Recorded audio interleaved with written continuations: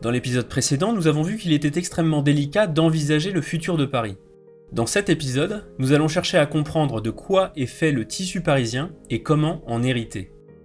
Je suis Hubert Bokobza, chargé de recherche en hors-piste au sein de l'agence Bouchot Architecte, et vous regardez le dernier épisode de notre étude sur les surélévations, Hériter. Comment hériter des objets qui sont parvenus jusqu'à nous ? Une façon de faire serait de les comprendre afin de nous les approprier. Et c'est ce que nous allons faire. Pour cette étape, je me suis adressé à Justine Bisserier, architecte du patrimoine au sein de l'agence AEI. Alors, quelle est la méthode pour comprendre un bâtiment que l'on étudie ? En fait, pour intervenir sur de l'architecture existante, il y avait deux éléments à prendre en compte.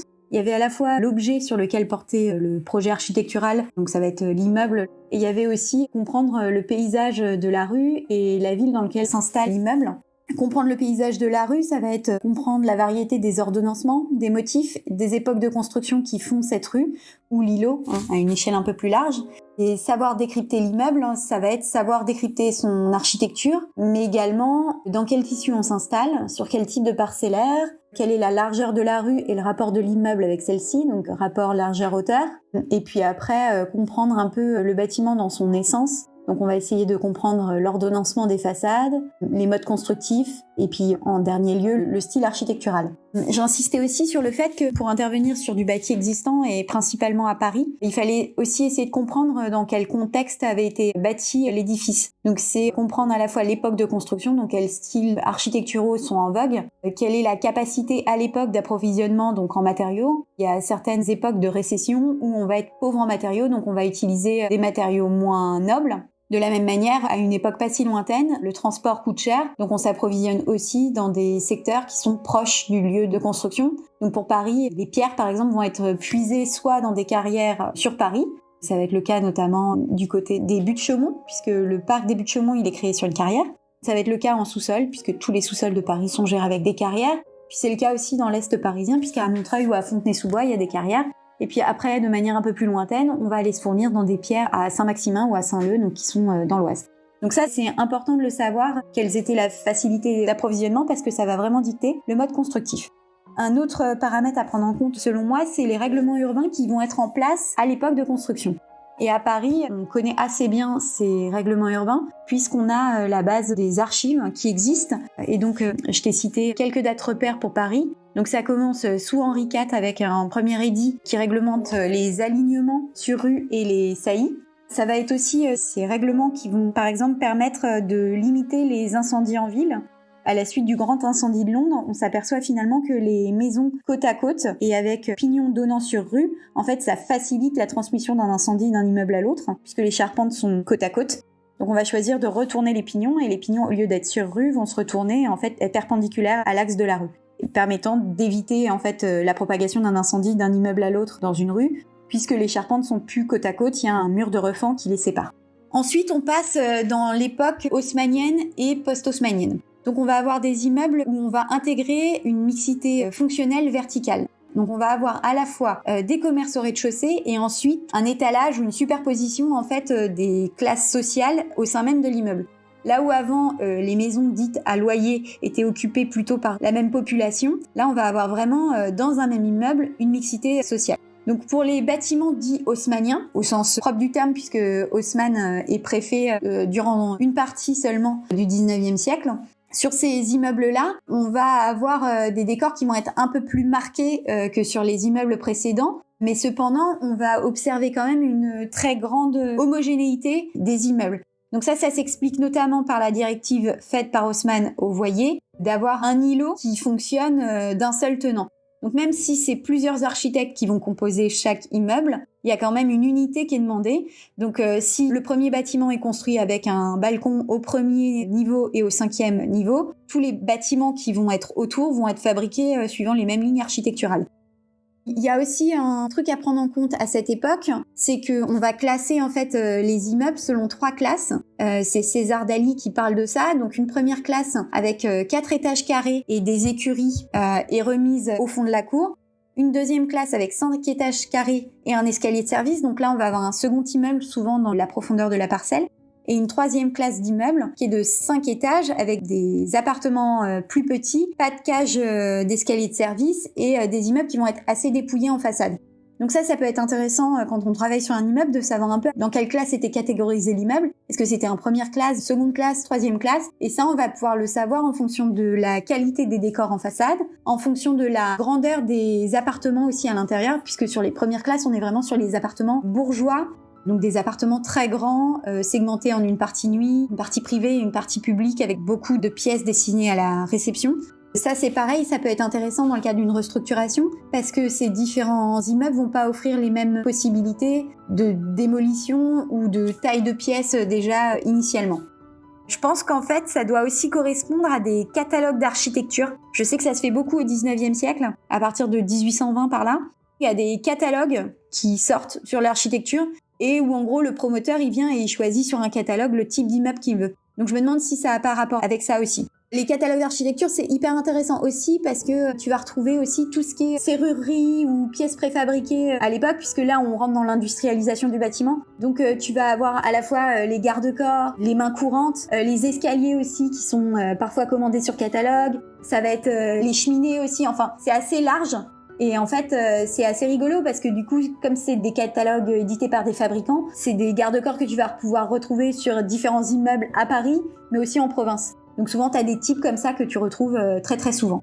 Donc l'architecture à l'époque d'Haussmann est déjà bien standardisée. Pour se rendre compte des qualités du bâti haussmannien, en 2017, l'agence Lannes a publié un livre intitulé Paris-Haussmann qui avait pour objectif d'analyser le bâti haussmannien avec les critères de qualité actuels. Cette étude est passionnante et elle permet de comprendre pourquoi ce modèle urbain est si précieux. Malgré la densité du bâti, la largeur des voies et la présence des espaces verts rendent la ville agréable. Mais le vrai coup de génie d'Haussmann, c'est d'avoir redéfini la notion d'îlot. Chaque îlot haussmannien est comme un bâtiment unique et compact, découpé en différents immeubles et dans lequel sont évidés des cours. L'îlot est ceinturé par une façade continue qui le rend compact et qui encourage la mitoyenneté. Cette compacité permet une très bonne inertie thermique malgré la finesse des ouvrages. Le système constructif simple rend chaque immeuble réversible dans ses fonctions tout en préservant l'ouvrage bâti. Quand tu rencontres les archivoyers ou les ABF, quand tu viens avec une vraie connaissance de l'immeuble, de comment il a été construit, pas uniquement avec l'observation que tu en as fait en direct, mais en connaissant le contexte, l'architecte, si tu le trouves en façade ou aux archives, et que tu sais un peu comment a été monté le dossier à l'époque de sa construction, c'est assez intéressant en fait, parce que tu as des promoteurs qui vont faire des rues entières à l'époque d'Haussmann. C'est un montage financier, la restructuration de Paris à l'époque haussmannienne, qui est assez intéressante, même d'un point de vue montage financier et promote. Il y a pas mal de recherches et de thèses qui ont eu lieu ces dernières années là-dessus, et c'est plutôt pas mal. C'est vers la fin du 19e siècle que se démocratise l'ascenseur. Cette technologie va permettre de dresser des immeubles beaucoup plus hauts que tout ce qui avait été envisagé avant. Avec l'ascenseur vint la surélévation. Étant donné qu'il était possible de monter les immeubles beaucoup plus haut, les investisseurs ne se sont pas privés pour le faire. Ce qui a progressivement conduit la ville à fixer un contour enveloppe en 1902, plafonné à 31 mètres. À cette époque, les architectes voyés imaginaient que cette enveloppe allait permettre d'encourager les tendances pittoresques, les porte-à-faux, les saillies, les loggias.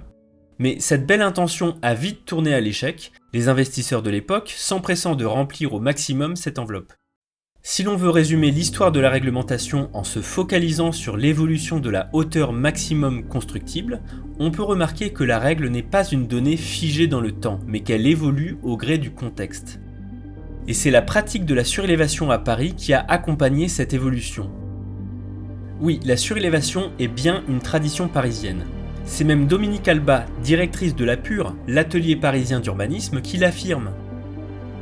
Alors pourquoi cette tradition n'est-elle pas venue jusqu'à nous ? En fait, c'est une de nos erreurs des années 70. C'était la fin de l'ère post-Haussmann et nous rêvions tous d'une modernité radicale. Nous avons éclaté les frontières de la ville, créé des quartiers d'affaires monospécifiques et des zones pavillonnaires dont on connaît encore aujourd'hui l'étalement.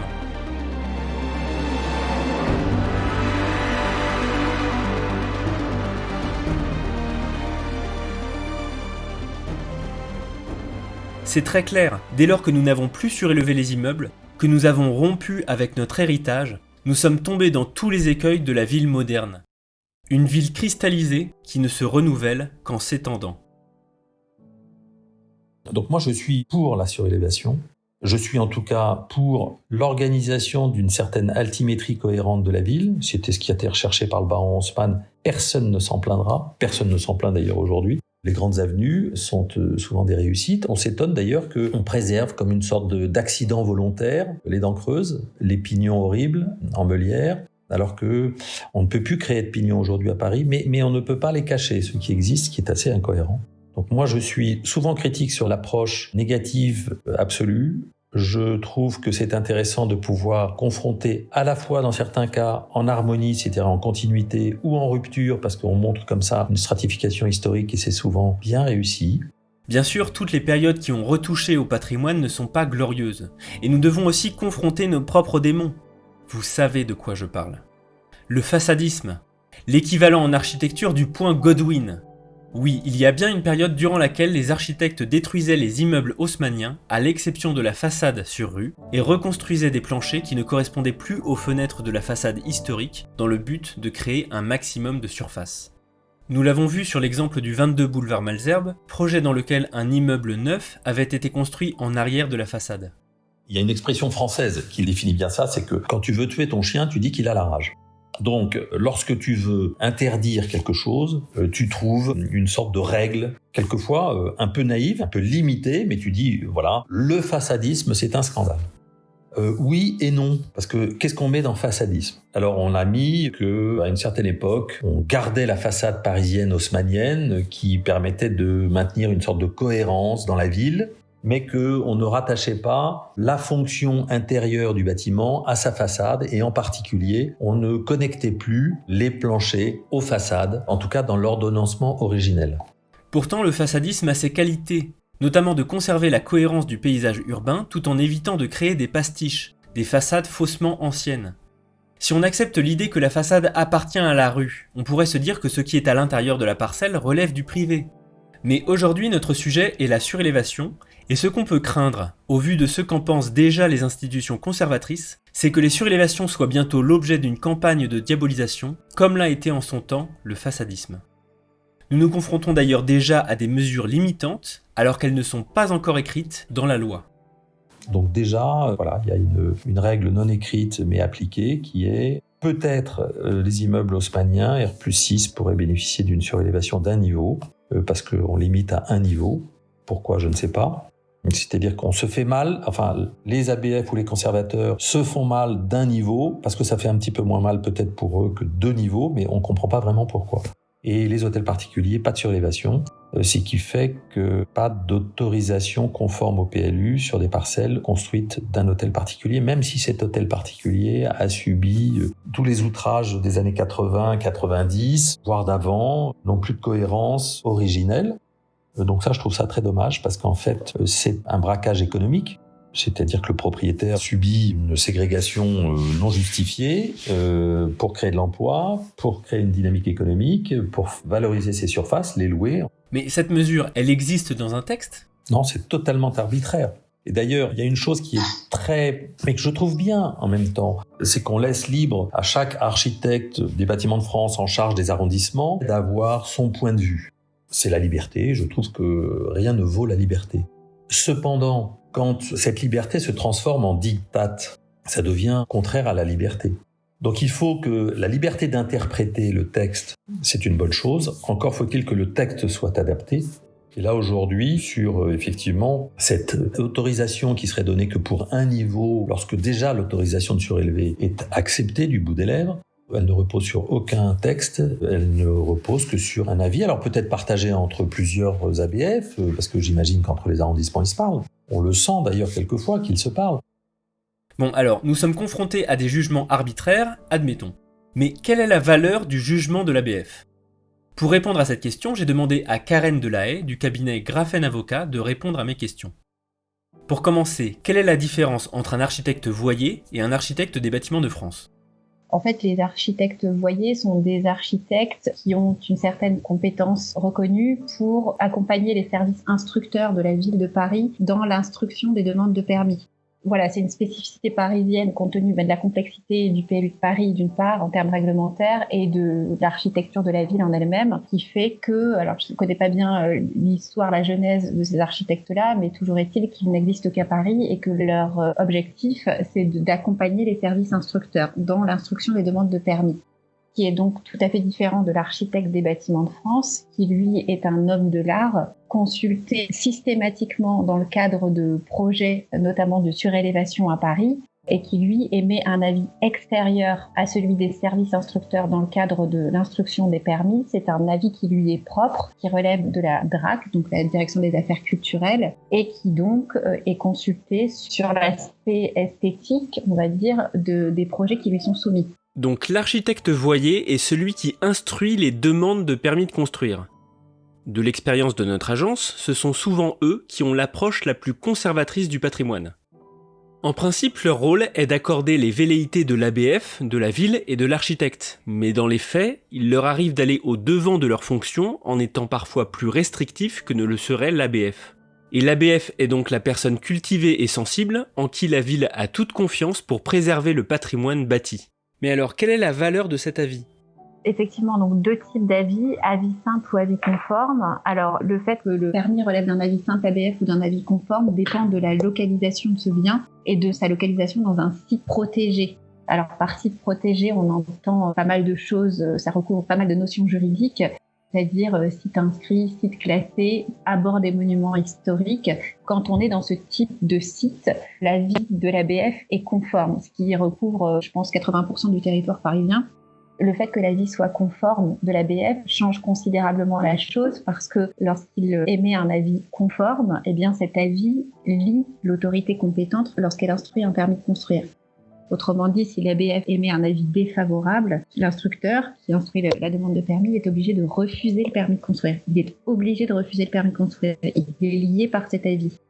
A contrario, quand l'avis de l'ABF est simple, c'est un avis purement consultatif auquel le service instructeur peut passer outre. C'est-à-dire qu'on pourrait avoir un avis défavorable simple, mais malgré tout un permis de construire délivré. Ce qui est quand même rarement le cas. C'est-à-dire que même dans le cadre d'avis simple, en général, quand l'ABF est défavorable à un projet, les services instructeurs ne délivrent pas le permis. Voilà un peu pour distinguer avis simple ABF et avis conforme ABF. Sachant que effectivement toute la complexité réside dans le fait que lorsqu'un ABF émet un avis dans le cadre d'un projet, eh bien ça relève de tout sauf du droit, c'est-à-dire qu'il va se prononcer sur un aspect esthétique, un aspect architectural, une intégration d'un bâti ou d'une surélévation dans son environnement. Encore une fois, ça ne se base sur aucun texte légal ou réglementaire, c'est vraiment de l'appréciation architecturale, environnementale, esthétique. Donc c'est en ça qu'on peut parler un peu de droit mou, c'est-à-dire qu'on n'est pas sur une règle précise avec des critères et qu'on viendrait voir si chaque case est remplie ou si elle ne l'est pas. Sachant qu'on a d'une part l'avis de l'ABF, qui lui est un avis donc architectural, et on a d'autre part une base réglementaire qui est celle du PLU de Paris, qui, elle, est un socle juridique, beaucoup plus juridique que l'est donc l'avis de l'ABF, et que dans ce socle juridique qu'est le PLU de Paris, on trouve notamment ce fameux article 11 du PLU. Alors, l'article 11, c'est quoi ? L'article 11, c'est celui qui est dédié à l'aspect extérieur, à l'appréciation d'un projet dans son environnement.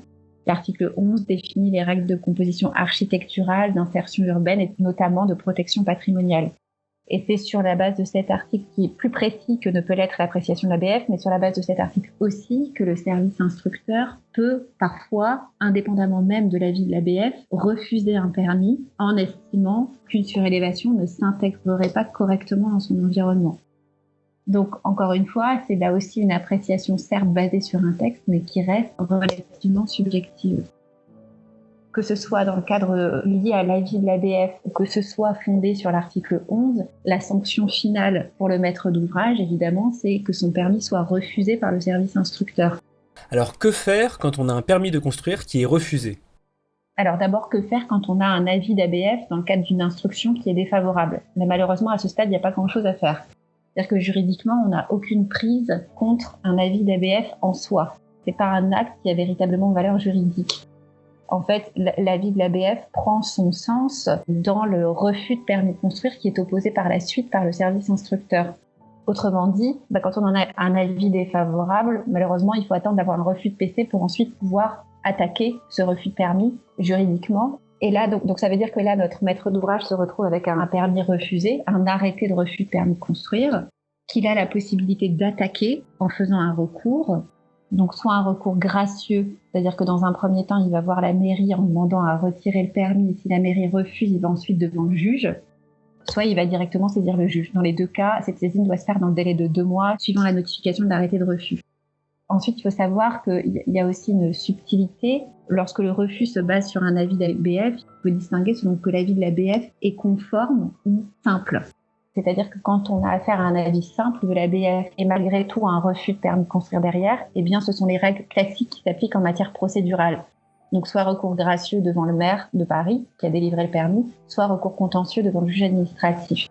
En revanche, quand le refus de permis de construire se base sur un avis conforme d'ABF, c'est-à-dire donc que l'ABF, dans le cadre de cette saisine conforme, a émis un avis défavorable, que par la suite il y a eu un refus de permis de construire, là ce ne sont pas les règles procédurales qui s'appliquent, il y a un recours qu'on appelle recours préalable obligatoire, qui est la saisine du préfet de région.